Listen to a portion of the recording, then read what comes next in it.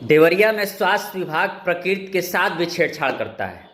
सिर्फ मानव जीवन पे ही इसका प्रभाव नहीं पड़ रहा है, स्वास्थ्य विभाग को खोखला भी कर रहा है। उत्तर प्रदेश सरकार द्वारा एक पेड़ मां के नाम लगाने का मुहिम चलाया गया। करोड़ों के आंकड़े थे और देवरिया में भी जबरदस्त अभियान चला। आपको बता दें कि इस अभियान में जो स्वास्थ्य विभाग की एक लापरवाही आई है वो देवरिया जनपद के भटनी समुदाय स्वास्थ्य केंद्र का है। स्क्रीन पे तस्वीर खुली है, देवरिया के सीएमओ डॉक्टर अनिल कुमार गुप्ता की है, जो इस मामले को संज्ञान लिए थे।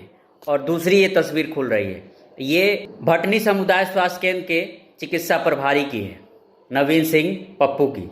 मैं आपको बता दूं कि ये महोदय को कोई फर्क नहीं पड़ता है कि 1000 पौधे सूख गए या फिर एक पौधे सूख गए, लेकिन उत्तर प्रदेश सरकार द्वारा जिस तरह से ये मुहिम चलाया गया और जिस तरह से अलग अलग विभागों ने ये जिम्मा उठाया और करोड़ों के आंकड़े सामने आए, उसमें सबसे ज्यादा लापरवाही स्वास्थ्य विभाग को ये देखने को मिली है।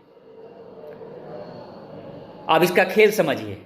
2 अगस्त को वीडियो फोटो सामने आता है और 2 अगस्त को डॉक्टर द्वारा ही उस जगह की सफाई कराकर पौधे कहीं छुपा दिए जाते हैं, लेकिन उससे पहले देवरिया के उच्च अधिकारी, जिला अधिकारी महोदया, सीएमओ देवरिया और तमाम तरह के जनप्रतिनिधि भी इस मामले को संज्ञान ले चुके थे और फिर मामला तूल पकड़ लिया।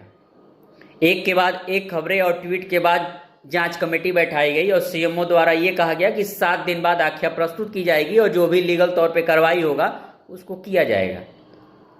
लेकिन जरा सोचिए कि इतने पौधे अगर सूख जाए धरातल पर और अगर मीडिया द्वारा या किसी आम जनता द्वारा, सोशल मीडिया या जनप्रतिनिधि के समेत ट्वीट करके अधिकारियों को संज्ञान न दिलाया गया होता, तो फिर इस आंकड़े से प्रकृति को क्या हम बचाते हैं।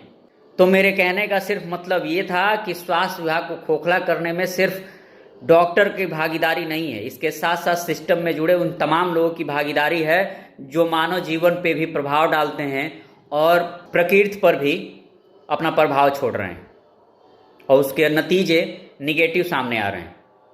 जिस तरह चिकित्सा प्रभारी को 11 से 12 दिन तक बचाया जाता है, उस चिकित्सा प्रभारी को लेकर एक नया मामला सामने आया है। अब पूरे खेल को समझिए।